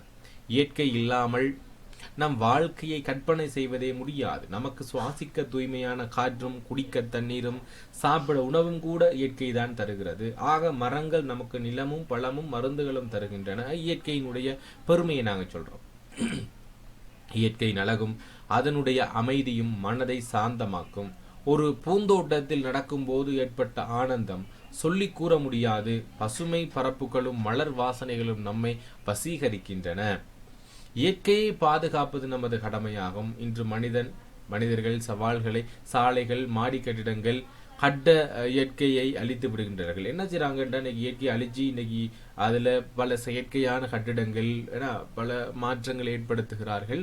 அது இல்லாமல் இயற்கையை நாங்கள் ரசிக்க வேண்டும், இயற்கையினுடைய பெருமையை நாங்கள் இனங்கண்டு கொள்ள வேண்டும் என்பது என்னுடைய நோக்காக இருக்கிறது. இதனால் காற்று மாசுபாடு, வெப்பநிலை அதிகரிப்பு, வனப்பகுதிகள் குறைபாடு போன்ற பிரச்சனைகள் எல்லாம் ஏற்படுகின்றன. இது போன்று தொடராமல் இருக்க நாம் மரங்களை நடுவது, காடுகளை காப்பது, கழிவுகளை சீராக நீக்குவது போன்ற நடைமுறைகளை பின்பற்ற வேண்டும். ஆக முடிவுரை சொல்றோம். ஆக நாம் காடுகளை பாதுகாக்கணும் என்று சொல்றோம். இயற்கை நமக்கு தாய் போல பராமரிப்பு தருகிறது. நாம் இயற்கையை நேசித்து பாதுகாக்க வேண்டும். இயற்கை இருந்தால்தான் நம்மால் வாழ முடியும் என்று சொல்லியிருக்கிறாங்க. இது இயற்கை சம்பந்தமான கட்டுரை. மூன்றாவது கொடுக்கப்பட்டிருக்கு நீரினுடைய முக்கியத்துவம். நீர் என்பது அப்போ ஒவ்வொரு கட்டுரையும் வாசிச்சு கொள்ளுங்க. தெளிவாக உட்கார்ந்து வாசிச்சிங்க என்று சொன்னால் உங்களுக்கு தெளிவாக விளங்கும். நான் ஓரளவுக்கு விளங்கப்படுத்துகிறேன் பிள்ளைகள். என்னால் கருத்தரங்களை முழுமையாக எங்களுக்கு டைம் போதாது. 2 மணி நேரத்துக்குள்ள நாங்கள் இந்த முடிச்சுக்கொள்ளணும் அப்படிங்கிறதுனால நான் கொஞ்சம் வேகமாக அதை கற்பித்து கொண்டிருக்கிறேன். நீர் என்பது உயிரினங்கள் வாழ்வதற்கான அடிப்படை மூலப்பொருளாகும். மனிதர்கள், விலங்குகள், தாவரங்கள் என அனைத்துக்கும் நீர் முக்கியமான அவசியமான ஒன்றாகும். ஆக நீர் ஏன் அவசியம் என்பதை பற்றி இங்கே பேசப்பட்டிருக்கு. நீர் இல்லாமல் ஒன்றுமே நடக்காது, ஒரு நாளும் வாழவே முடியாது என்று சொல்லப்பட்டிருக்கு. ஆக அதில் ஒரு சில விஷயங்கள் சொல்லியிருக்கிறாங்க பாருங்க. நாம் தினசரி வேலை செய்வதற்கு தேவை நீர் இல்லை என்றால் உணவு உற்பத்தி இருக்காது. இன்றைய காலகட்டத்தில் நீர் தட்டுப்பாடு பிரச்சனை இருக்கிறது. அதை எப்படி பாதுகாக்கலாம் என்று சொல்றாங்க. ஆக தினசரி வேலைகளை செய்வதற்கு நீர் முக்கிய பங்கு வகிக்கின்றது. குடிக்க, சமைக்க, குளிக்க, துவைக்க, சுத்தம் செய்ய எல்லாமே நீரின் மேல்தான் நம்பிக்கையோடு இருக்கின்றன. விவசாயம் போன்ற முக்கியமான துறைகளும் நீரை சார்ந்துதான் இருக்கு. ஆக நீரின் முக்கியத்துவம்.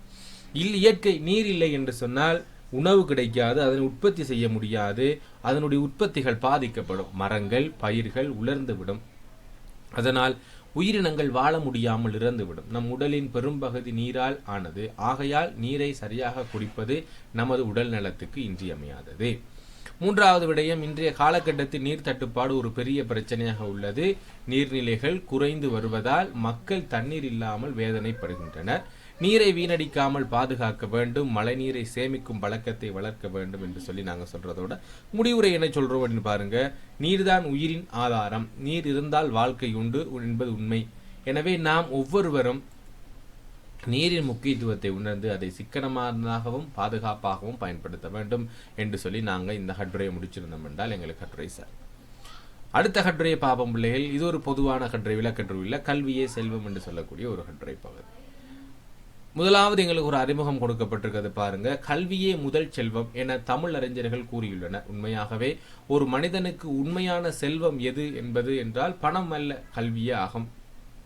கல்வி மனிதனை அறிவுடனும் நல்ல பண்புடனும் உயர்த்தும். கல்வி பெற்ற மனிதன் வாழ்க்கையில் பல வெற்றிகளை அடையக்கூடியவன். கல்வி நம்மை சிந்திக்க வைக்கும். நல்லது எது, கெட்டது எது என வேறுபடுத்த வைக்கும். கல்வி இல்லாதவனுக்கு உலகமே இருட்டாக இருக்கிறது. ஆனால் கல்வியுள்ளவன் எங்கு போனாலும் மதிப்பும் மரியாதையும் பெறுகிறார். பணம் ஒரு நாள் குறைந்து போகலாம், ஆனால் கல்வி ஒருபோதும் குறையாது. கல்வியின் மூலம் நல்ல தொழிலில் இடம் பிடிக்கலாம், சமுதாயத்தில் உயர்ந்த இடத்தில் நிற்கலாம். கல்வி மனிதனின் வாழ்க்கையை மாற்றும் ஒரு சக்தியாக இருக்கிறது. இன்றைய உலகில் வளர்ச்சி அடைய விரும்பும் நாடுகளும் கல்வியே அதிகம் முக்கியத்துவம் அளிக்கின்றன. மாணவர்கள் சிறு வயதிலேயே கல்வியின் முக்கியத்துவத்தை உணர்ந்து கடினமாக முயற்சி செய்ய வேண்டும். கல்வி என்பது மனிதனுக்கு வாழ்வின் விளக்காகவும் பணம் போகும் பொருள் அழியும், ஆனால் கல்வி என்றும் அழியாது. இது எங்களோட முடிவுரை. ஏன்னா கல்வி என்பது எந்த அளவுக்கு எங்களுக்கு முக்கியத்துவம் அப்படின்னா, யாராலையும் கொள்ளையிடவும் முடியாது, அழிக்க முடியாது, பணம் போல வீணா போகாது. ஆகவே கல்வியை பாதுகாத்து வைக்கணும் என்று சொல்லக்கூடிய தேவையும் எங்களுக்கு இல்லை. ஆகையால் அனைவரும் கல்வியை செல்வமாக கருதி அதனை பெரிய முயல வேண்டும். கல்வியை நம் வாழ்க்கையின் பேருளாக இருக்கட்டும் அப்படின்னு சொல்லி முடிச்சிருக்கிறாங்க. ஆக இது ஒரு பொதுவான கட்டுரைகள் உங்களுக்கு கொடுக்கப்பட்டிருக்கிறது. ஒருக்கா வாசிச்சு பாருங்க. நாங்கள் மேலதிக விவரங்கள் எங்களோட வகுப்புகளில் நாங்கள் பார்ப்போம். ஓகே, அடுத்த வினாக்குள்ள போயிருப்போம். அடுத்த வினா ஒரு முக்கியமான வினா. உமது நண்பருக்கு புத்தக வாசிப்பினுடைய பயன்கள் எடுத்துக்காட்டி ஒரு கடிதம். 2 ஒரே தலைப்பு கொடுத்தது உங்களுக்கு கொஞ்சம் இலகுவா இருக்கணுங்கிறதுக்காகத்தான். ஆக புத்தக வாசிப்பினுடைய நன்மையை எடுத்து கூறி ஒரு கடிதம் ஒன்று எழுத சொல்றாங்க. நாங்கள் முதலாவது கடிதத்தினுடைய அமைப்பை பார்த்துருக்கோம். கடிதம் 2 வகைப்படும் பிள்ளை. கடிதம் 2 வகைப்படும். அதுல நாங்க பார்க்கிறது உறவு முறை கடிதம்.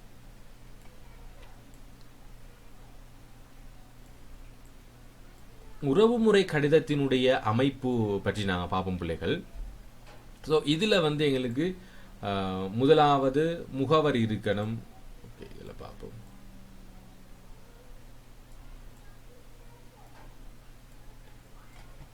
முதலாவது எங்களுக்கு இதில் இருக்க வேண்டியது பிள்ளைகள் முகவரி இருக்க வேண்டும். முதலாவது யார்ட முகவரி? அனுப்புனர் முகவரி இருக்க வேண்டும். அனுப்புனர் முகவரி பார்த்து கொள்ளுங்க. இங்க இடது பக்க மூலையிலேயோ அல்லது வலது பக்க மேன் மூலையிலேயோ இங்கிட்டும் எழுதலாம், இங்கிட்டும் எழுதலாம், அதே போல் இங்கிட்டும் எழுதலாம். எதுலையாவது ஒரு பக்கம் எழுதிக்கலாம். முதலாவது யார் அனுப்புறீங்களோ அவங்களோட பெயர், அதுக்கப்புறம் கமா போட்டிருக்கணும். நல்லா பார்த்துக்கொள்ளுங்க. அடுத்து அவருடைய முகவரி 3 வரிகளில் இருக்கு அப்படின்னா முதலாவது வரைக்கும் கமா, 2வது வரைக்கும் கமா, 3வது வரி உங்களுக்கு என்ன முடிவடைஞ்சிருச்சேண்டா முற்றுப்புள்ளி. இவ்வளவுதான் நிறுத்தக்குறிகள். அடுத்தது வந்து உங்களுடைய திகதியை நீங்க போடணும். திகதியை போட்டிருந்தீங்கன்னா சரியாக முகவரி எழுதுறப்ப முதலாவது பெயர், அடுத்துதான் உங்களுடைய இடம், அடுத்து திகதி. இந்த விடயம் இருந்தால் உங்களுக்கு முதலாவது முகவரி சார். 2வது விழிப்பு இருக்கணும். விழிப்பு. ஸோ விழிப்பு எழுதுறப்ப மதிப்புக்குரிய அப்படின்னு ஓகே, மதிப்புக்குரிய வந்து பெரும்பாலும் இல்லை, அன்பான, பாசம் உள்ள. ஏன்னா உறவுமுறை கடிதம் அப்படிங்கிறதுல அன்புள்ள, பாசம் உள்ள என்று சொல்லி நாங்கள் பெரும்பாலும் எழுதுவோம். நம்பிக்கைக்குரிய என்றெல்லாம் நாங்கள் எழுதுவோம். ஸோ இப்படி ஏதாவது நீங்கள் யாருக்கு எழுதுறீங்களோ, இப்போ உதாரணத்துக்கு உங்களுடைய நண்பனுக்கு எழுதுறீங்கன்னா அன்புள்ள, பாசம் உள்ள நண்பனுக்கு என்று சொல்லி நாங்கள் எழுதிட்டு இந்த இடத்துல ஒரு கமா போட்டிங்கன்னா சரி. இது விழிப்பு. அடுத்து நாங்கள் உடல் அமைப்பை பார்க்கின்ற பொழுது பிள்ளைகள் இதை நாங்கள் முழுமையாக பார்க்க முடியாது. கடிதம் ஒன்று பார்க்கறதுக்கு எங்களுக்கு தனி வகுப்பு உண்டு வேணும், 1-2 வேணும். ஆக நாங்கள் இங்கே சுருக்கமாக நாங்கள் உங்களுக்கு சொல்லிட்டு போகிறோம். உடல் என்று சொல்கிறத பிள்ளைகள் மேலே நீங்கள் கொடுக்கப்பட்டிருக்கிற அந்த யாருக்கு அந்த நபருக்கு எழுத போகிறீங்களோ அவருடைய நலம் விசாரிக்கணும். முதலாவது விடயம் நலம் விசாரித்தல், நலம் விசாரிப்பு.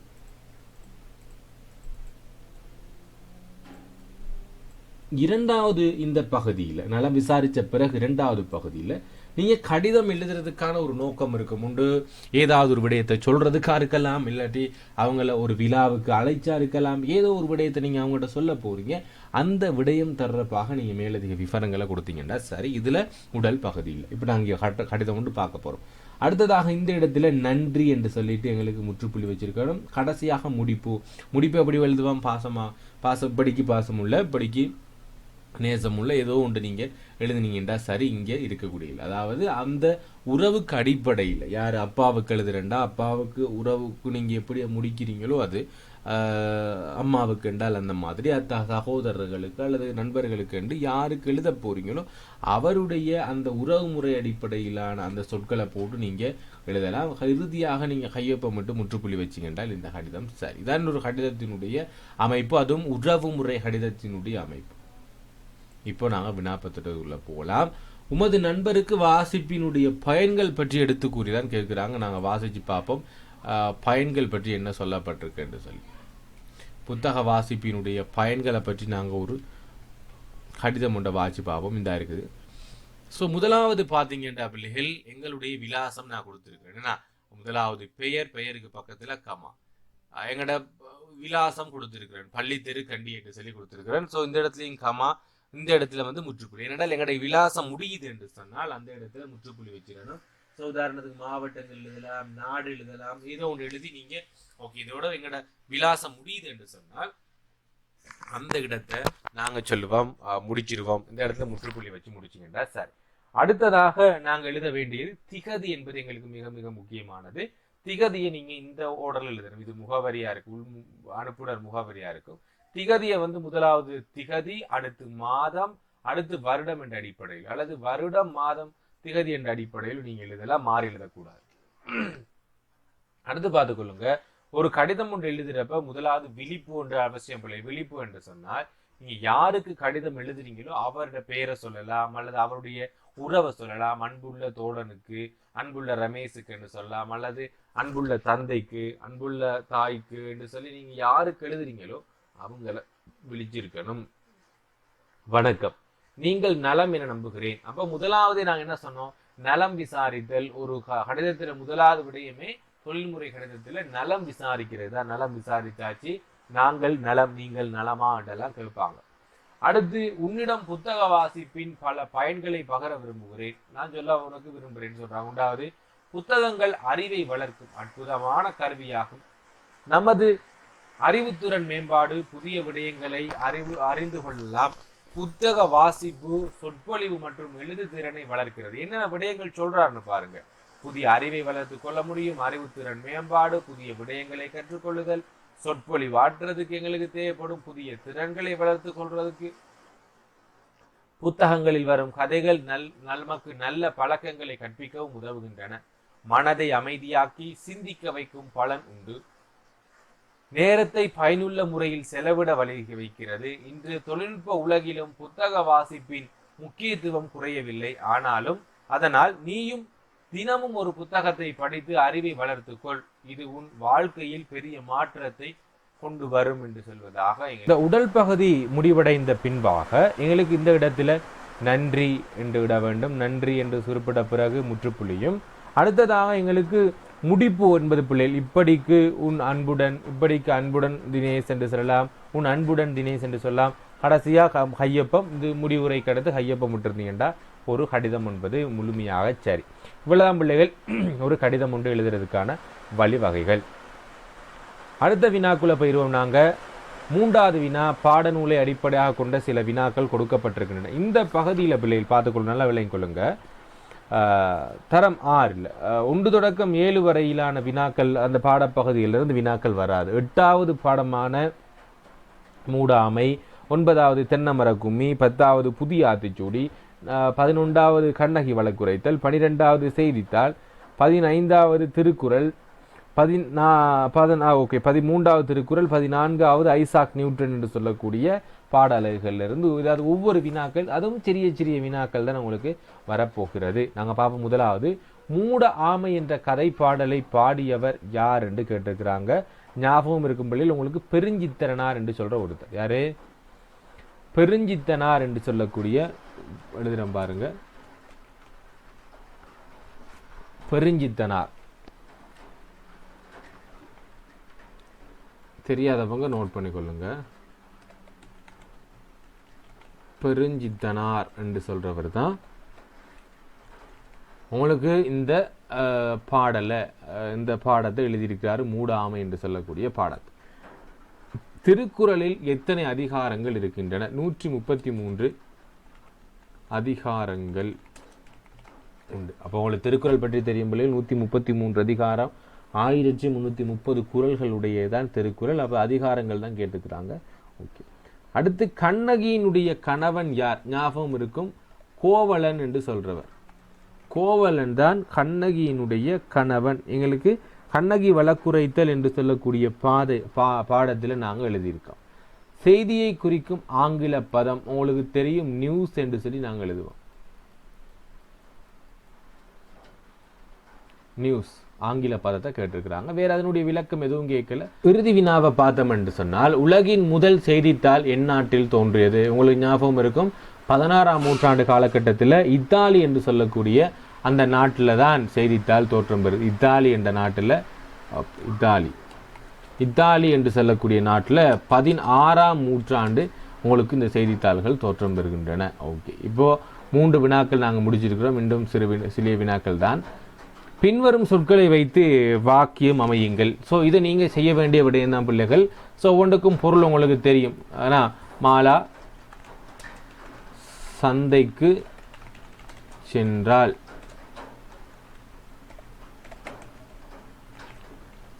இப்போ இதில் எழுவாய் பயனிலை செய்யப்படு பொருளுடையதாக இருக்கணும். அடுத்து வாக்கு இயைபு சரியாக இருக்கணும். மாலா சந்தைக்கு போனான், மாலா சந்தைக்கு போகிறான் அப்படின்னு சொல்லியெல்லாம் நாங்கள் போகிறான் ஓகே, பட் மாலா சந்தைக்கு போனான் என்பது எங்களுக்கு வலு ரீதியான திணைப்பால் என்னிடம் உறவு இல்லாமல் இருக்கும். அது அடுத்து, கொல்லைப்புறம் என்று சொல்றது வீட்டினுடைய பின்புறம். ஏன்னா நிமல் கொல்லைப்புறத்தில் செடி ஒன்றை நட்டான். ஸோ வீட்டினுடைய பின்பக்கத்தில் நிமல் என்ன செஞ்சிருக்கிறான்? ஒரு செடி ஒன்றை நட்டிருக்கிறான். ஓகே, வெள்ளம் என்று சொல்கிறது ஆற்று வெள்ளம். ஆற்றில் வெள்ளம் அதிகரித்துள்ளது. ஸோ இது வெள்ளம் அதிகரித்துள்ளது என்பது ஆற்றில் ஓடுற அந்த வெள்ளம். ஏற்கனவே பகுதி ஒன்றில் பார்த்த வெள்ளம் சீனி என்ற பொருளாக வந்திருக்கு. மழை, நேற்று இரவு கடுமையான மழை பெய்தது என்று சொல்லி நாங்கள் முடிச்சிருந்தோம் என்றால் அப்போ மழை என்பதுக்கான ஒரு வாக்கியம். அதே போல் கடை, நானும் அப்பாவும் கடைக்கு சென்றோம். இப்போ உங்களுக்கு ஒழுங்கமைந்த ஒரு வாக்கியங்கள், ஏன்னா ஒழுங்காக நாங்கள் எழுத்து பிள்ளைகள் இலக்கண பிள்ளைகள் இல்லாமல் ஒரு வாக்கியங்கள் நீங்கள் அமைச்சிங்க என்றால் உங்களுக்கு இதில் 10 புள்ளிகளை பெற்றுக்கொள்ள முடியும். இது உங்களுக்கு கொஞ்சம் இலகுவான ஒன்று தான். அடுத்ததாக கீழ்வரும் வாக்கியங்களை வைத்துக்கொண்டு அட்டவணையை பூரணப்படுத்துக என்று சொல்லி சொல்கிறாங்க. ஸோ நாங்கள் பூரணப்படுத்துவோம். முதல் 2ஐயும் பார்த்து கொள்ளுங்க. முதலாவது மாணவன் புத்தகத்தை தேடினான் என்ற வாக்கியத்தில், மாணவன் புத்தகத்தை தேடினான் என்ப வாக்கியத்தில் நாங்கள் எழுவாய் பயனிலை செயற்படு பொருள் முதல் படித்தோம். ஞாபகம் இருக்கா பிள்ளைகள்? எழுவாய் கண்டுபிடிக்கிறதுக்கு பயனிடம் யார் எது எவை என்ற வினாவையும், செயற்படு பொருளை கண்டுபிடிக்கிறதுக்கு யாரை எதை எவற்றை என்ற வினாவும் கேட்கணும். ஆக மாணவன் புத்தகத்தை தேடினான், யார் தேடினான் என்றால் மாணவன். ஆகவே இதில் இருக்கக்கூடியது மாணவன் என்பதுதான் எழுவாய். ஆக பயனிலை என்பது என்ன செஞ்சிருக்கிறான் என்றால் தேடி எடுத்தான். ஏன்னா மாணவன் புத்தகத்தை தேடி எடுத்தான். ஸோ எடுத்தான் என்பது பயனிலை, எடுத்தான் பயனிலை. எதை தேடினான் அல்லது எதை எடுத்தான்டா? புத்தகத்தை. ஆகவே செய்யப்படும் பொருள் புத்தகத்தை என்று சொல்லிப்போம். 2வது வினா, அம்மா சுவையான உணவை சமைத்தால். அப்போ யார் சமைத்தால்? அம்மா சமைத்தால். ஆக எழுவாய் சரி. என்ன பயனிலை? சமைத்தால். சமைத்தால் என்பது பயனிலை. வெயிட்,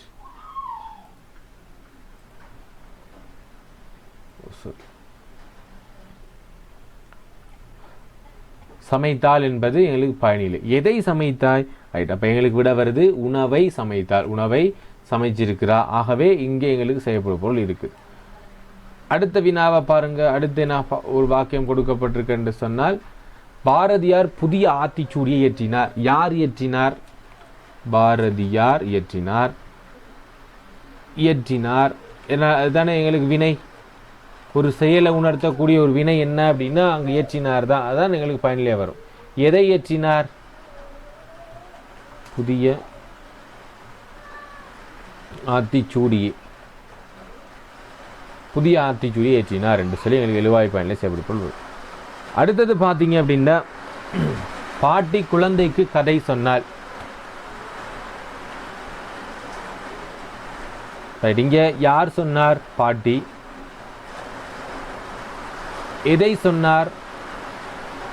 கதையை. கதையை அல்லது கதையை சொன்னார். எதை சொன்னார்டா? கதையை. ஓகே, இங்கே சொன்னார் என்று வந்திருக்கணும். பயனிலை தானே. சொன்னால். எதை சொன்னால்? கதையை சொன்னார். ஓகே. 5வது வினா, அண்ணன் தண்ணீரை கொட்டினான். யார் கொட்டினான்? அண்ணன் கொட்டினான்.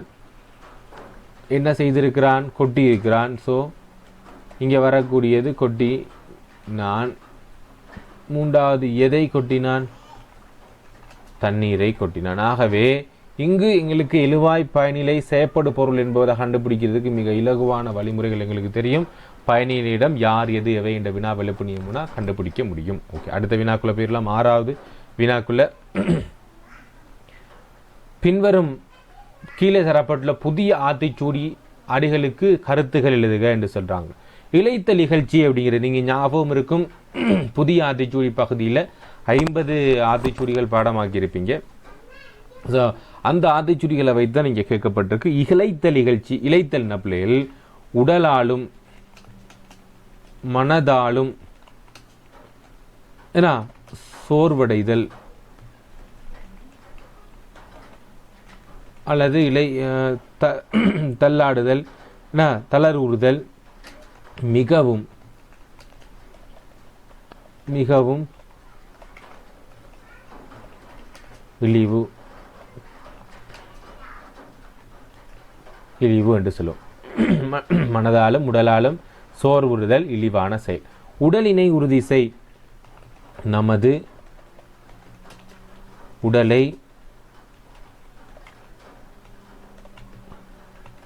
திடமுள்ளதாக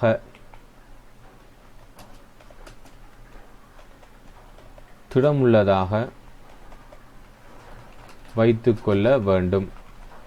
ஸோ அதான் இங்கே உடலினை உறுதி செய் என்று சொல்லக்கூடிய அதில் கொடுத்துருக்குறாங்க. குன்றென நிமிர்ந்த நீல் என்று சொன்னால் மலை போல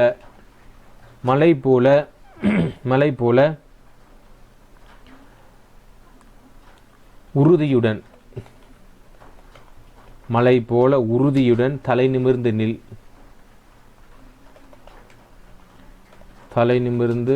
நில் என்று சொல்றது. அடுத்தது ஓய்தல் ஒளி, எல்லாம் முடிந்து விட்டது என ஓய்வு பெறாதே, ஓய்வு எடுக்காதே. அடுத்து எண்ணுவது உயர்வு, நினைப்பது உயர்வாக இருக்கட்டும்.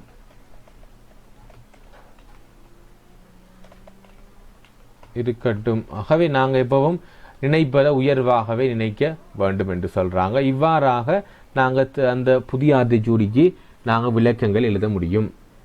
அடுத்ததாக ஒத்த கருத்து சொற்கள். ஸோ இது எங்களுக்கு லேசு பிள்ளைகள் ஒத்த கருத்து சொற்கள் எழுதுறதுக்கு ஞாலம் என்று சொல்கிறது உலகம், ஏன்னா பார், ஏன்னா மேதினி எப்படின்றெல்லாம் இருக்கிறது எங்களுக்கு தெரியும்.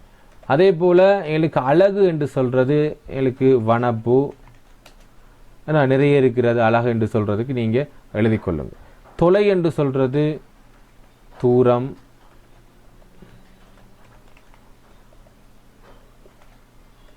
தொலை என்று சொல்கிறது தூரத்துக்குரிய தூரம். இன்னா என்பது துன்பம், இரவு என்பது நிசி, ஏன்னா அடுத்து கங்குல், இதெல்லாம் வரும் எங்களுக்கு. ஓகே, இதுதான் எங்களுக்கு பின்வரும் ஒத்தக்கருத்து சொற்கள். அதே போல் எதிர்கருத்து சொற்கள்ங்கிறதுக்கு நீதி என்பதுக்கு அநீதி, நீதி. ஆரம்பம் என்பதுக்கு முடிவு, எதிர்கருத்து சொல். அதே போல் நியாயம் என்பது அநியாயம். இசை என்பதுக்கானது வசை. மரியாதை அவமரியாதை, அவமரியாதை என்று சொல்லலாம். ஆக இவ்வளவுதான் பிள்ளைகள் உங்களுக்கு இந்த 2ஆம் தவணை பரீட்சைக்கு வரப்போகின்ற வினாபத்திரத்தில் இடம்பெறக்கூடிய மாதிரி வினா விடை தான் பிள்ளைகள் கொடுக்கப்பட்டிருக்கிறது. ஆகவே இதுபோல ஒரு சில வினாக்கள் உங்களுக்கு வினவப்படலாம். ஆகவே ஒவ்வொரு வினாக்களுக்கும் முறையாக நீங்கள் விடையளிக்கின்ற பொழுது சிறந்த புள்ளிகளை பெற்றுக்கொள்ளக்கூடியதாக இருக்கும். இந்த வினாபத்திரத்தை நீங்கள் பெற்றுக்கொள்ள எங்களுடைய வலைத்தளத்தின் மூலமாக நீங்கள் பெற்றுக்கொள்ள முடியும். தரம் 6 இங்கே ஓம் பகுதியிலே தரம் 6 என்பதை நீங்கள் தெரிவு செய்கின்ற பொழுது, தரம் 6 என்பதை நீங்கள் தெரிவு செய்கின்ற பொழுது அந்த பக்கத்தில் உங்களுக்கு நான் இந்த 2ஆம் தவணைக்கான மாதிரி வினாபத்திரத்தை கொடுத்திருக்கிறேன் பிள்ளைகள். நீங்கள் அதை பெற்றுக்கொள்ளக்கூடியதாக இருக்கும். அதுக்கான இணைப்பு உங்களுடைய யூடியூப் தளத்திலே டிஸ்கிரிப்ஷன் பாக்ஸிலே கொடுக்கப்பட்டிருக்கிறது. ஆகவே அங்கு சென்று நீங்கள் இந்த வினாவிடை பத்திரத்தை டவுன்லோட் செய்து அதுக்கான அந்த வினாவிடைகளையும் செய்து பார்த்து கொள்ளுங்கள். இந்த பத்திரத்தை ஒரு முறை செய்து பார்க்கின்ற பொழுது உங்களுக்கு மிக இலகுவாக இம்முறை வரக்கூடிய அந்த 2ஆம் தவணை பரீட்சையில் முறையாக செய்து கொள்ளக்கூடியதாக இருக்கும். எங்களுடைய ஜூம் வகுப்பில் இணைந்து கொள்ளக்கூடிய மாணவர்கள் கீழே இருக்கின்ற வாட்ஸ்அப் இலக்கத்தோடு தொடர்பு கொண்டு எங்களுக்கு அறிவியுங்கள். உங்களை நாங்கள் வகுப்புகளை இணைத்து கொள்ள முயற்சி செய்கிறோம் பிள்ளைகள். நன்றி.